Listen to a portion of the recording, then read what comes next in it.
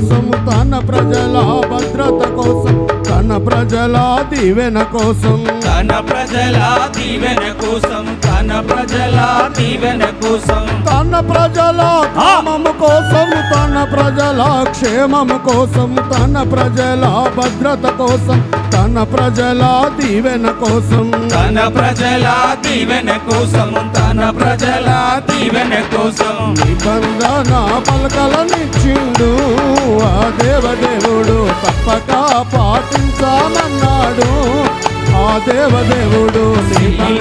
ఈ కొండ మీదికి